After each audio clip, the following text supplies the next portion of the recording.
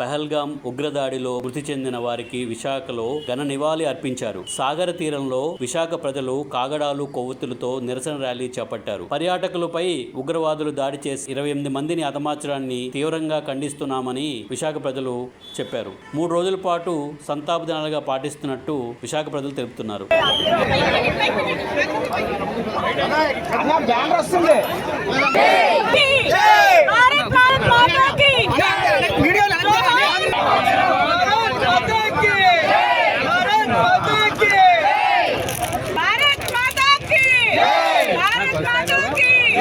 జరిగిన ప్రతి ఒక్క కాల్పుల్లో పోయిన వాళ్ళందరికీ కూడా జోహార్ జోహార్ జోహార్ జోహార్ జోహార్ జోహార్.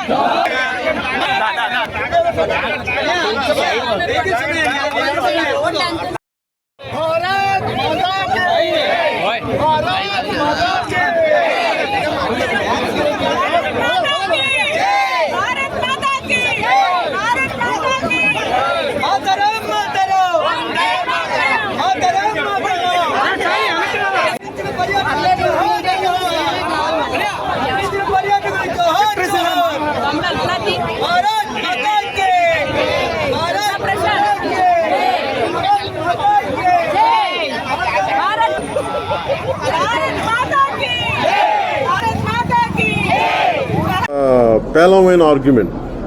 అలా అయితే ఇలాంటి సంఘటనలు ఎన్ని జరిగినప్పుడు అసలు కాంగ్రెస్ అనేది అసలు పార్టీని తీసేయాలని అడగాలి అలాంటివి. అందుకని అది ఒక irrelevant argument. I think we should not give any.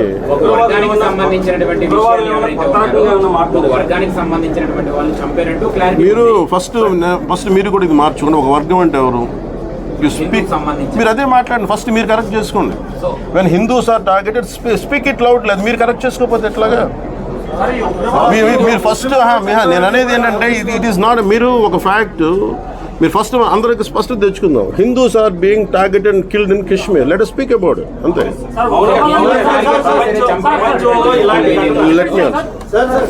ఇది కాదు అని చెప్పేసి కొంతమంది వాదన అయితే బయట వినిపిస్తున్నటువంటి పరిస్థితి సార్. అది మీరు క్లారిటీగా ముగ్గురు కుటుంబాలు కలుస్తున్నారు కాబట్టి వాళ్ళు చెప్పినటువంటి విషయం ఏదైతే ఉందో అంటే ఏంటి అలా కాదనా? అది కాదు అనేది వాళ్ళు ఏం చెప్పారనేది మీకు ఒక టార్గెట్ ఉంది కదా సార్. ఉన్నటువంటి మాట్లాడినటువంటి విషయాలు ఏవైతే ఉన్నాయో వాళ్ళు చెప్పినటువంటి విషయాలు ఏవైతే ఉన్నాయో వెరీ క్లియర్. వాళ్ళని అడిగారని మీరు కల్మా చదవమన్నారంట. లేదండి, ఉదాహరణకి పొద్దున్న నేను మసూదన్ గారి ఇంటికి వెళ్ళాను. వాళ్ళ మిస్సెస్ చెప్తా ఉన్నారు, ఆవిడ ఇన్ని మోడర్న్ డ్రెస్ వేసుకున్నాను, నేను బొట్టు పెట్టుకోలేదు. వాళ్ళ హస్బెండ్ అన్న ఎందుకు బొట్టు పెట్టుకోలేదు? లాస్ట్ 10 నిమిషాల ముందు ఒక అరగంట ముందు ఫోటో కూడా చూపించారు, బొట్టు పెట్టుకున్నారు ఆవిడ. అంటుంది నాన్న సార్ ఇప్పుడు నేను బొట్టు పెట్టుకున్నాను, నేను ఎక్కడని నేను కాదని చెప్పను. వాళ్ళు అడిగేది నువ్వు ముస్లిమే కాదా? ఇట్స్ అ ఫ్యాక్ట్ కదా. దాన్ని మనం తప్పు అనుకోవడానికి మనం ఏం లేదు. ఎందుకంటే అదొక ఫ్యాక్ట్ జరిగింది దాన్ని.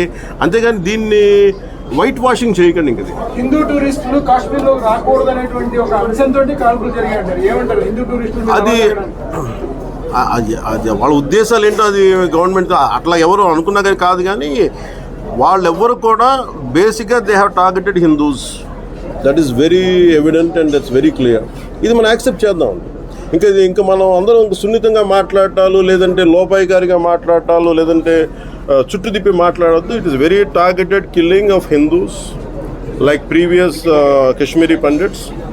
ఇది మన fact. I think we have to accept it and we have to take stern action. అంత మాత్రం ఒక మాట అట్లా మళ్ళీ దాన్ని ఆ ఎక్స్ట్రీమ్ కూడా తీసుకెళ్ళదు. నేను ఆ ఎక్స్ట్రీమ్ కూడా మాట్లాడట్లా. నేనేం మాట్లాడుతున్నానంటే it is clear cut targeted Hindu killing. That's very clear, that's very evident. Number 1. దాన్ని మనం ఎలా అడ్రస్ చేయాలి? ఎవరైతే దీన్ని ఇది కాశ్మీర్లో ఉన్న ఇంకోటి కూడా చెప్పాలి. కాశ్మీర్లో ఉన్న నేను అడుగుతా ఉంటే ఉగ్రవాదులు చంపేస్తే నిజంగా కాశ్మీరీ లోకల్స్ వచ్చి చాలా హెల్ప్ చేశారు. In that way I'm telling Kashmiri locals had really help. And wounded or people were dead, but to lift dead bodies, or even people were wounded and they really took them. And వాళ్ళందరినీ తీసుకెళ్ళి జాగ్రత్త పరిచారు. Even Kashmiri local and there are Muslims again. అదే ఇది ఏంటంటే నేనేది చెప్తున్నానంటే ఇది మీరు చంపిన వాళ్ళని టార్గెటెడ్గా మీరు హిందువులా కాదా, బొట్టు ఉందా లేదా, నువ్వు కల్మా చదవగలవా లేదా, it is very clear cut targeted killing. దాన్ని ఇంకా మనం వైట్ వాష్ చేయాల్సిన అవసరం ఏముంది? దట్ ఇస్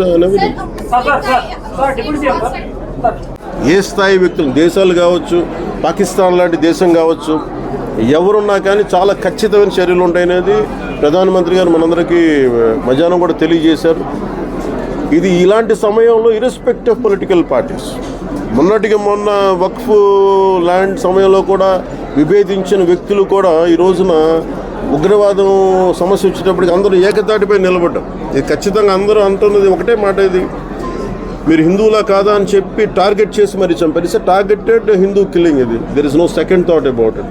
దీన్ని షుగర్ కోట్ చేయాల్సిన అవసరం, ఇది వాస్తవం అంతే.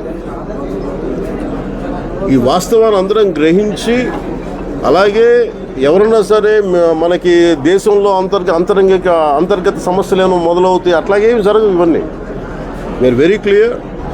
ఉగ్రవాదులు అనేవాళ్ళు ఖచ్చితంగా వాళ్ళు ఇస్లాం పాటిస్తున్న వాళ్ళు, అది వాస్తవం. కానీ ఉగ్రవాదం వేరు. అలాగే మామూలుగా శాంతిపూర్వకంగా శాంతి భద్రతలను కోరుకునే ముస్లిం సమాజం వేరు. అది మాది స్పష్టత మా అందరికీ ఉంది, ఎన్డీఏ ప్రభుత్వానికి ఉంది, అది మా అందరికీ క్లారిటీ ఉంది.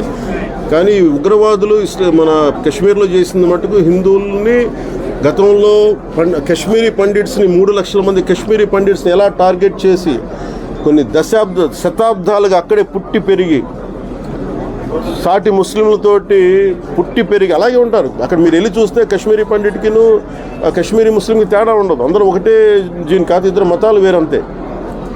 కానీ హిందువులు అని చెప్పి ఆ రోజున 3 లక్షల మందిని టార్గెట్ చేసి చంపేశారు కొంతమంది ఇంతే దారుణంగా. ఆ రోజున మనకి ఇంత మీడియా లేదు, ఆ రోజున మనం ఎవరు స్పందించలేకపోయాం. కానీ ఈ రోజున మనం అందరం కూడా స్పందించాల్సిన అవసరం ఉంది.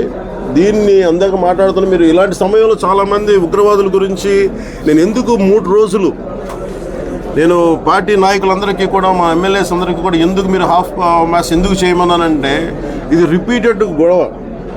ఎక్కడో మన ఉత్తరాదిలో జరిగింది, కశ్మీర్లో జరిగింది, మనకు సంబంధం లేదంటే ఒక బాంబు బ్లాస్ట్ అయినా, లేదంటే మీకు అక్కడ కశ్మీర్లో ఒక తూటా పేలినా, అక్కడ సరిహద్దులో గొడవ జరిగిన భారతదేశం మొత్తం ఆ ప్రకంపనలు వినిపిస్తాయి.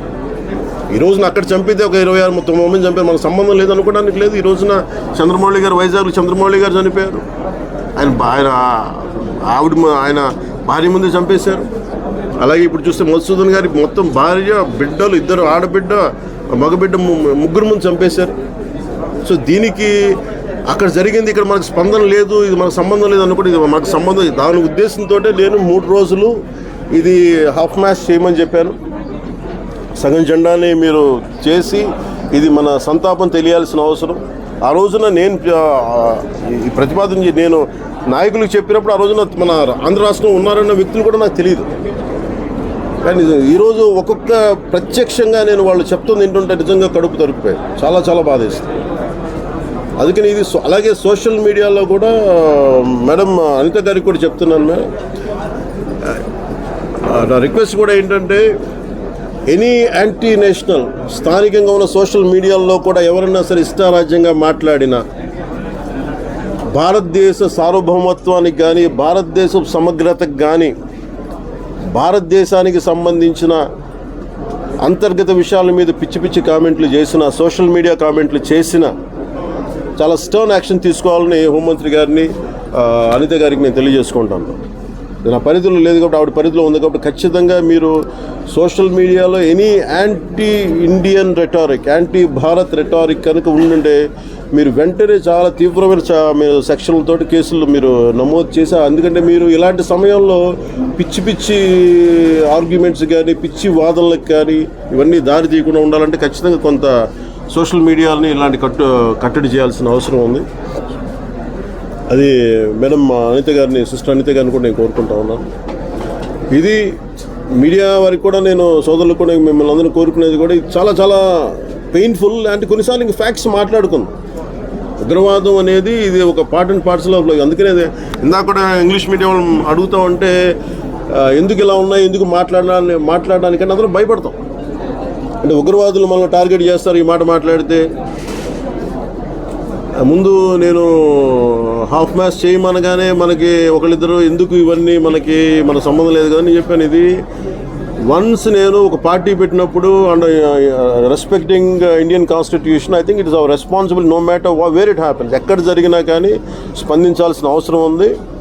అంతేగాని ఇది మన వాళ్ళు ఉన్నారా లేదా అని కాదనేది, ఎందుకంటే మనకి జాతీయ భావం, జాతీయ దృష్టి కోణం ఉండాలి ఖచ్చితంగా.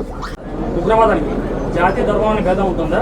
ఒకవేళ హిందువులనే టార్గెట్ చేస్తే అంటే అక్కడ కేవలం ఆడవాళ్ళనే చంపారు,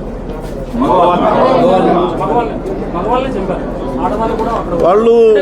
కూడా నేను మా మసూదన్ గారి మిస్సెస్తో మాట్లాడుతుంటే అన్న సార్ వాళ్ళు అడుగుతుంది ఒకటే, అంటే మాకు అర్థమైంది ఏంటంటే ఆవిడ చెప్తుంది, ఆవిడ మాటలేదు నా మాటలుగా, నేను ఇప్పుడు చెప్తుంది ఏది కూడా నా మాటలేదు, వాళ్ళు చెప్పిన మాటలే చెప్తా, ఉదాహరిస్తున్నా. ఆవిడేం చెప్పారంటే మమ్మల్ని చంపేయమంటే మేము మిమ్మల్ని చంపేయంటే మీరు వెళ్ళి మీ ప్రధానమంత్రి చెప్పుకోండి వెళ్ళి. ఇది ఒక స్టాండ్. ఇది కాకుండా వాళ్ళు ఏంటంటే ఆవిడ ఏంటంటే ఇంటికి మూల స్తంభాన్ని కొడితే ఈ పెయిన్ మీకు ఎప్పుడు ఉంటుంది కదా, అంటే ఎంత క్రూరత్వం చూడండి. మమ్మల్ని చంపే బాధ్యతలు కోరుకుంటే కళ్ళ ముందే బిడ్డని మన భర్తను చంపేస్తే భార్యను చంపేయంటే లేదు మిమ్మల్ని అంటే వాళ్ళకి ఏంటంటే ఈ జీవితాంతం ఈ బాధ ఉండాలి మీకు, ఈ బాధ మీ ప్రభుత్వం తెలియంటే ఇది చంపడం వెనక చాలా కోల్డ్ హార్టెడ్నెస్. ఇండియాలో చాలా ఘటనలు జరిగాయి కానీ ఇలాంటి ఘటనలు ఎప్పుడు జరగలేదు. మీరు చెప్పిన దాన్ని బట్టి అవును. ఇలాగా అడ్డుకట్టపడాలంటే ఏం చేయాలి? మెసేజ్ ఫస్ట్ అడ్డుకట్టపడాలంటే ఫస్ట్ ఇండియా భారతీయులందరూ కూడా కులాలు కానీ ప్రాంతీయత విభేదాలు కానీ భాషా విభేదాలు కానీ ఇవన్నీ దాటి మేజర్ ఇష్యూ వచ్చినప్పుడు ఇలాంటి ఇష్యూ వచ్చినప్పుడు ఇవన్నీ దాటి మాట్లాడాలి. అంటే కామన్ సివిల్ కోడ్ వస్తే మంచిది అనుకుంటున్నారా? మీరు ఎటో తీసుకెళ్తాను when I speak about it. And ఈ సందర్భం నేను కాదు కానీ it's not about uniform civil code. When situation comes I speak about it. Like I don't like to mince words right now. I don't want to get away, but I'll speak. But I feel it's not relevant at this juncture.